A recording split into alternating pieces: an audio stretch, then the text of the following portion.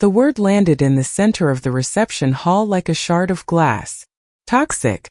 It was a clean, sharp word, and it sliced through the murmur of polite conversation, the clinking of champagne flutes, and the soft strains of a string quartet playing a song I did not recognize.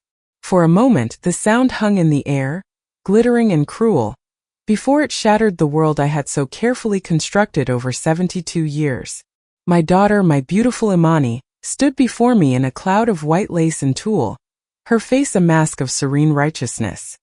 Her hand was resting on the arm of her new husband, a man whose name I could barely recall in the sudden, roaring silence that filled my head. The guests, a sea of unfamiliar faces mixed with the few relatives who still bothered with family functions, turned as one to look at me.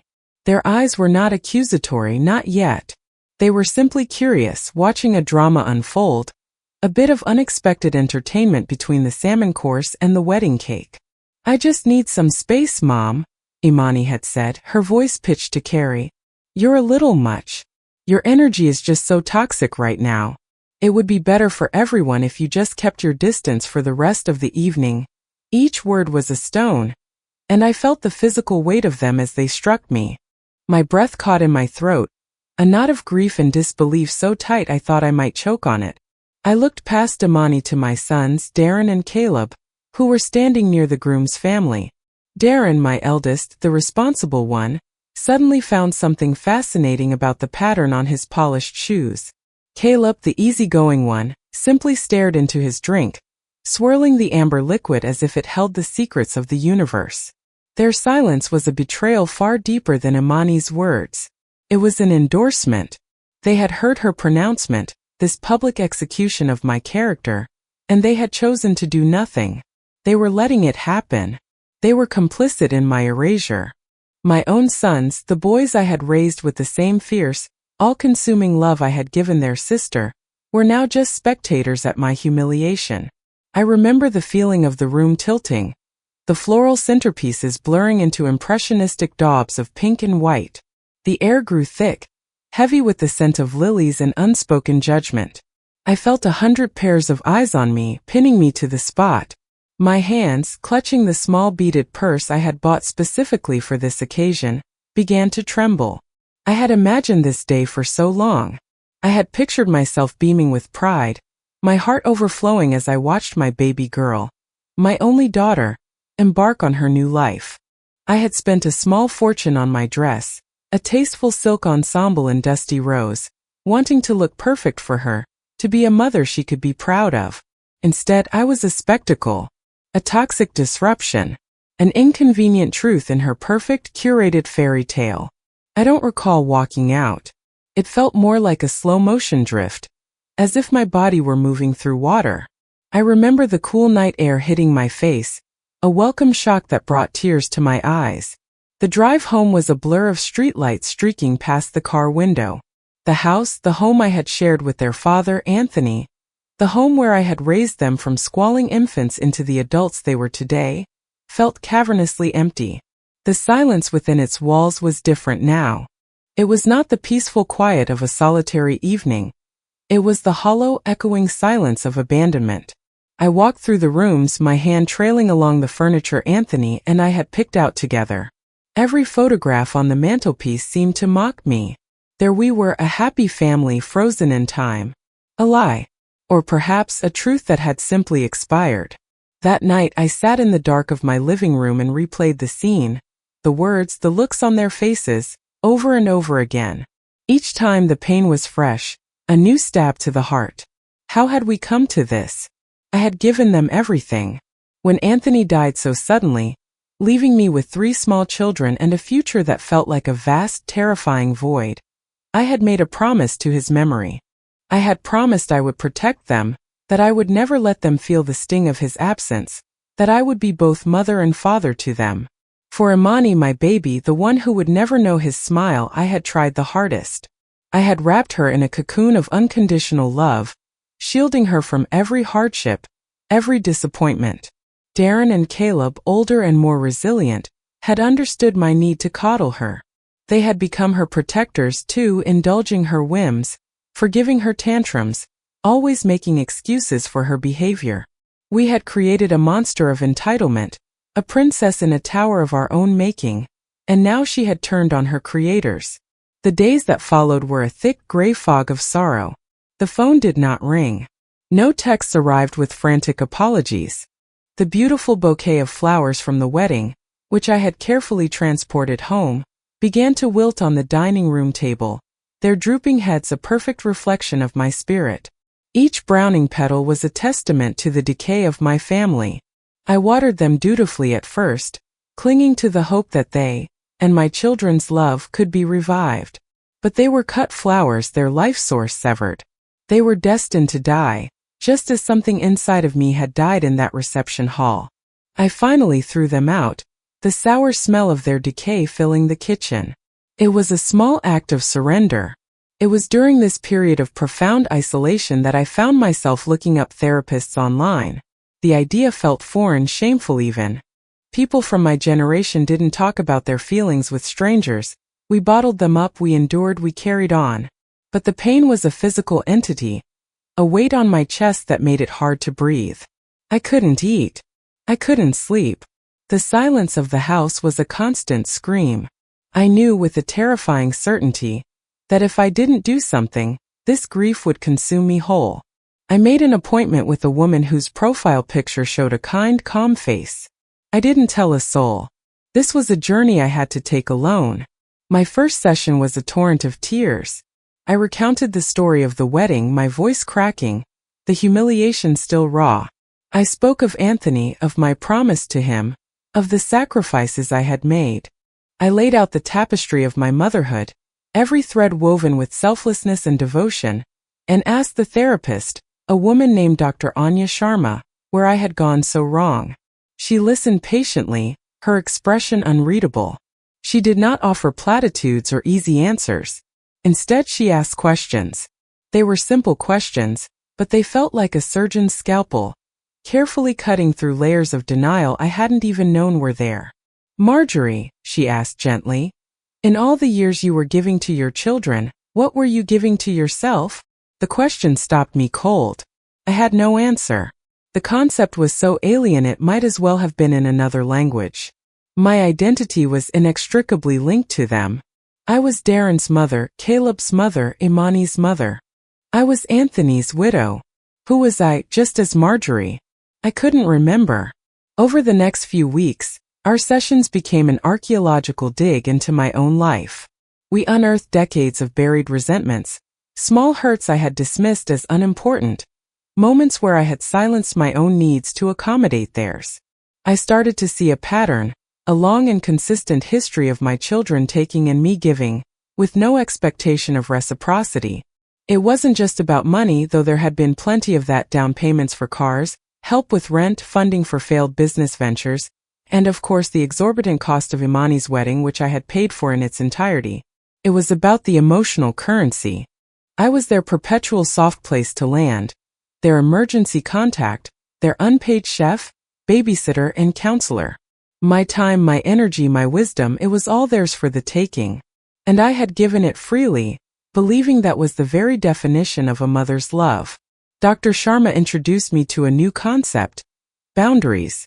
To me, the word sounded like a wall, a cold and unloving barrier. Love in my mind was boundless, an endless ocean of forgiveness and support. Love without boundaries isn't love, Marjorie, she explained. It's enabling. You taught your children that your resources, emotional, physical, and financial, were infinite and that they were entitled to them.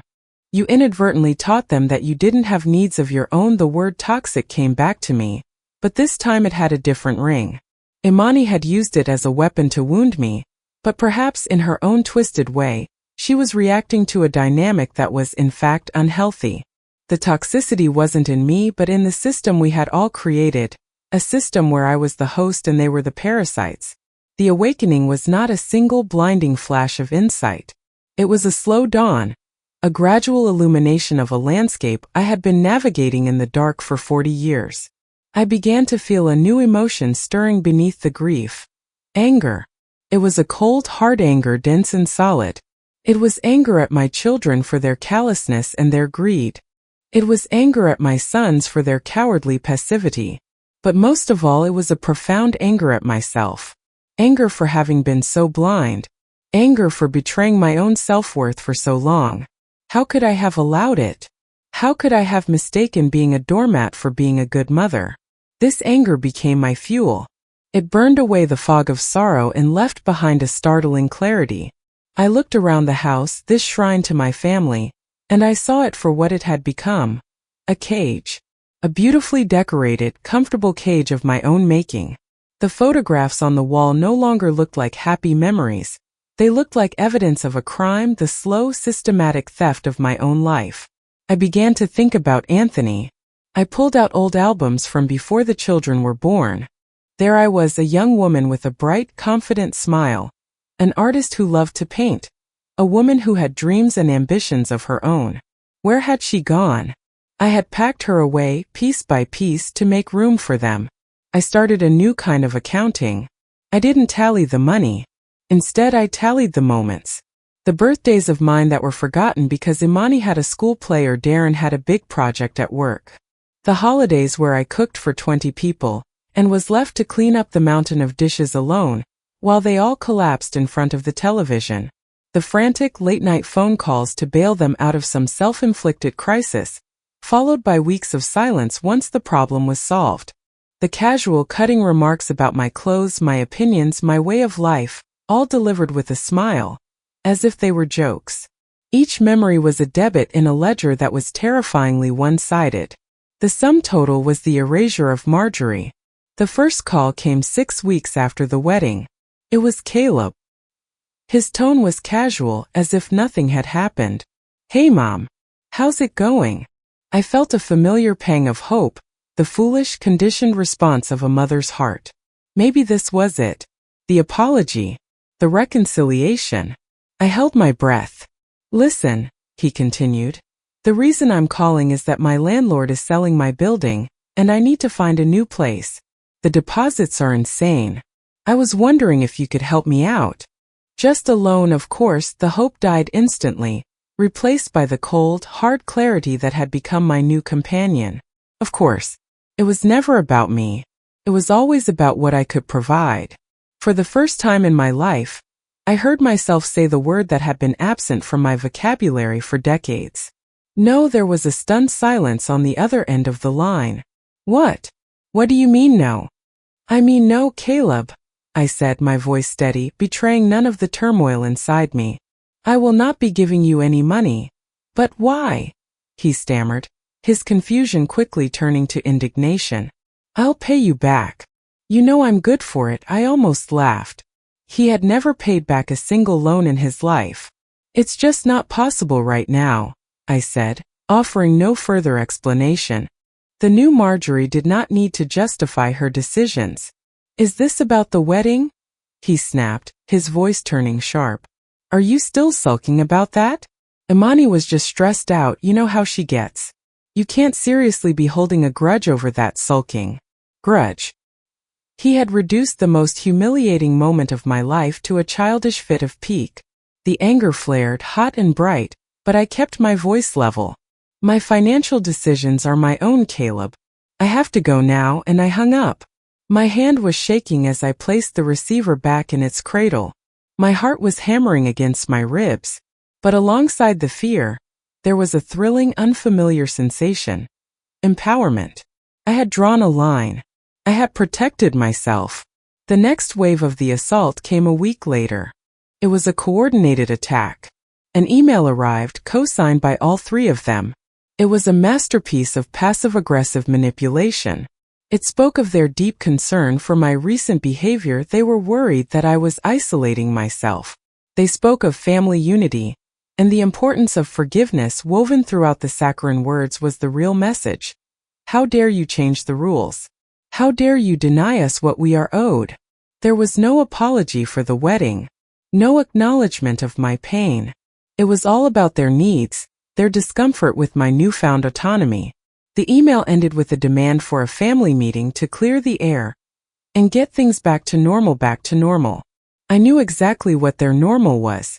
It was me, silent and compliant, my checkbook open, my arms open, my heart open to absorbing their endless selfishness.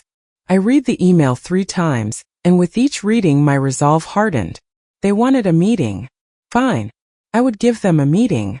But it would be on my terms. And it would be the last one. I spent the next month preparing. My plan was simple, but its execution required a fortitude I was only just beginning to discover in myself. I started by sorting through the house. Room by room, I began to dismantle the museum of my family's life.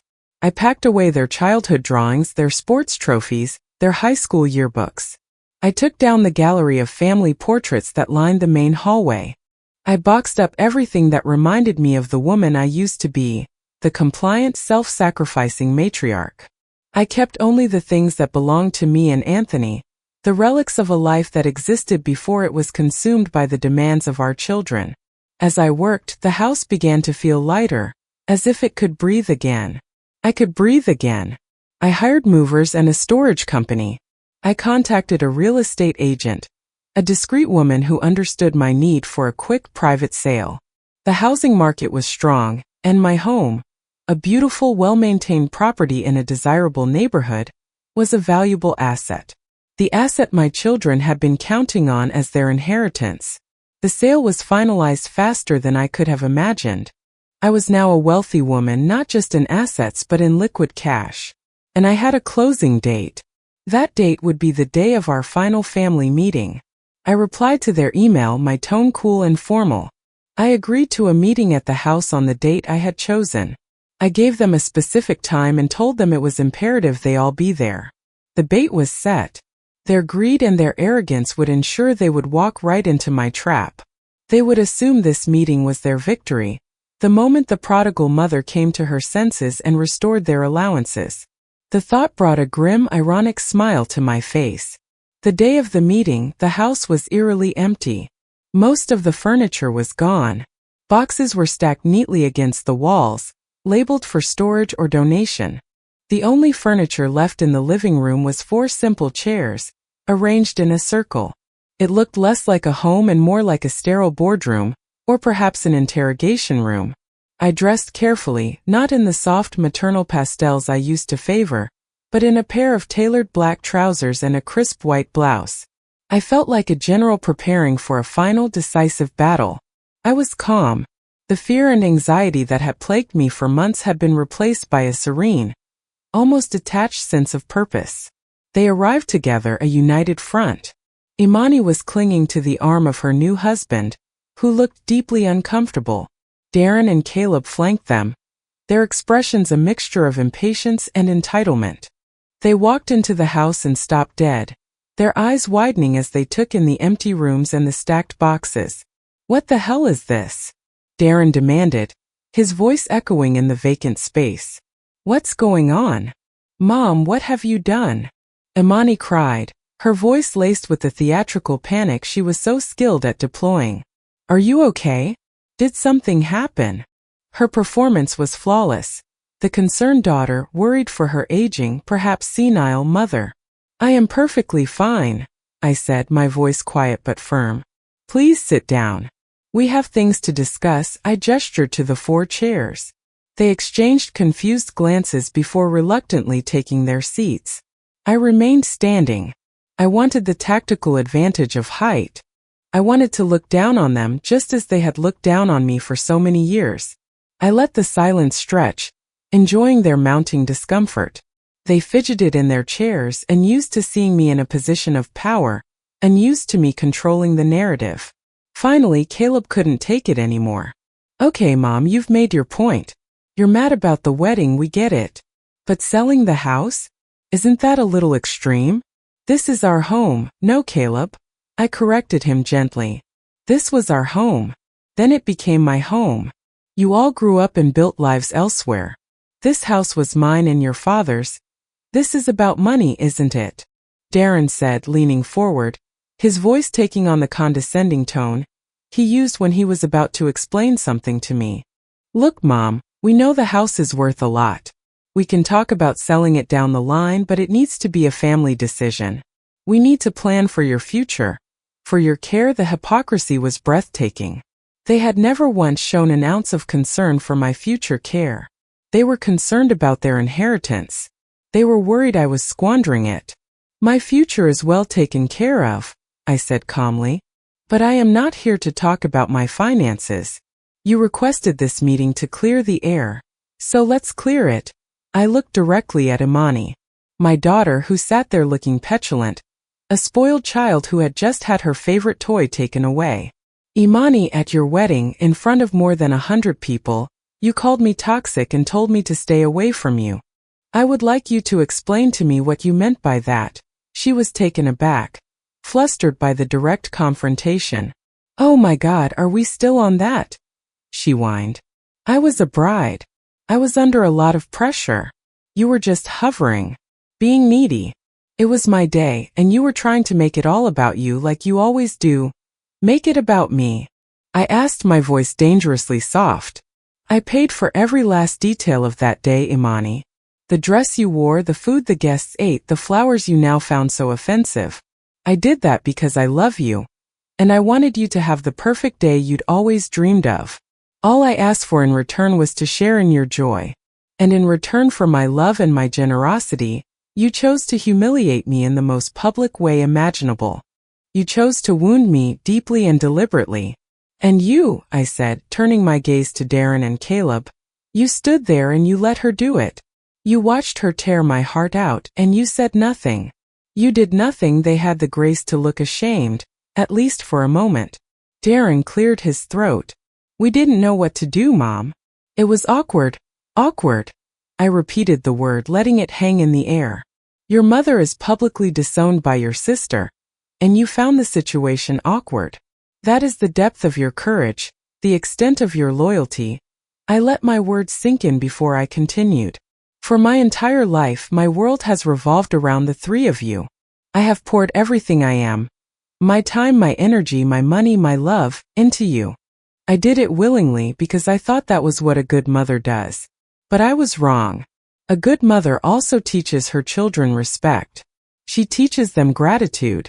She teaches them that she is a person, not a resource. And in that, I have failed you completely.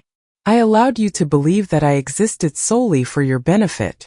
I allowed you to treat me as your servant, your bank, and your emotional dumping ground. I picked up a file from a nearby box. This house is sold. The new owners take possession tomorrow.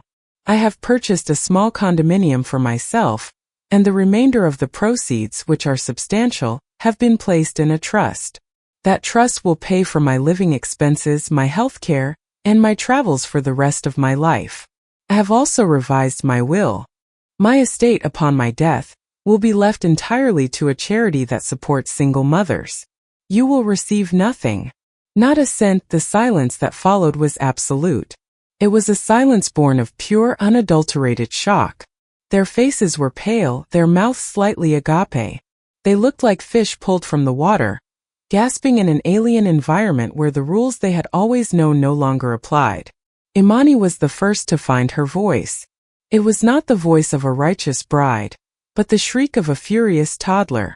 You can't do that. That's our money. Dad's money. This house is our inheritance. Your father left this house to me, Imani. To me, I said, my voice like steel. And your inheritance? You've already received it. Your inheritance was 40 years of my life. It was a childhood free from want, an education I helped pay for, cars I co-signed for, apartments I furnished, crises I solved, and tears I wiped away. You have been drawing on your inheritance your entire lives, and now the account is closed. The bank of Mom is officially out of business. They erupted then, all at once. Accusations, threats, pleas, insults. They called me selfish, cruel, a terrible mother. They told me I would die alone. They said I was being manipulated, that I was mentally unwell. It was a cacophony of their entitlement, a final desperate attempt to bully me back into my cage. I stood there and I let the storm break over me, but the words no longer had the power to hurt. They were just noise. The desperate cries of children who had just learned that the world did not, in fact, revolve around them. When they had finally exhausted themselves, their anger spent, I spoke one last time. I am not doing this to punish you, I said, and it was the truth. I am doing this to save myself. I am choosing for the first time to put my own well-being first. I wish you all the best in your lives, but from this day forward, you will live them without me. Do not call me. Do not write to me. Do not come to my new home. We are done. I walked to the front door and opened it. Please leave, I said. They stared at me, their expressions a mixture of fury and disbelief. But they saw the finality in my eyes. One by one they got up and walked out of the house, out of my life. I watched them go, my 3 children, strangers to me now. As Imani passed, she shot me a look of pure hatred. You will regret this, she hissed. No, my dear, I said softly, more to myself than to her. I am only just beginning to live without regret. I closed the door on their retreating backs and leaned against it. The solid wood cool against my cheek. There was no elation, no sense of triumphant victory. There was only a profound, quiet peace. It was the peace of a battle finally over. The peace of a long and heavy burden finally set down. The silence in the house was no longer hollow or menacing. It was my own. It was the sound of my freedom. In the emptiness there was space for something new to grow. There was space for Marjorie. My new life is smaller, quieter, and infinitely more fulfilling. My condominium is bright and airy, filled with my own art and books I finally have time to read. I travel not to extravagant resorts, but to places I have always wanted to see. National parks, small coastal towns, cities with beautiful museums. I have learned to enjoy my own company, to find joy in the simple act of being. I have reconnected with that young woman in the old photographs, the one with the confident smile and the dreams in her eyes. She was there all along, buried but not gone. I am painting again, my canvases filled with the colors of my newfound world. I am not lonely. I am, for the first time in a very long time, simply alone, and I have found that I am very good company. The pain of what my children did will never completely disappear, but it no longer defines me. It is a scar, a reminder of a wound that has healed. It is the price I paid for my freedom. And every single day I find that it was a price worth paying. What would you have done in my place? Have you ever had to make a difficult decision to protect your own peace? I would love to read your thoughts and experiences in the comments below. Let me know what you think of my story, and please write me where you are listening from today. Your stories and support mean the world. If you enjoyed my story and would like to hear more, please consider liking this video and subscribing to my channel. There are many other stories waiting for you. For those who are able to, your super thanks and donations help me continue to bring these narratives to life. With heartfelt greetings. Until next time.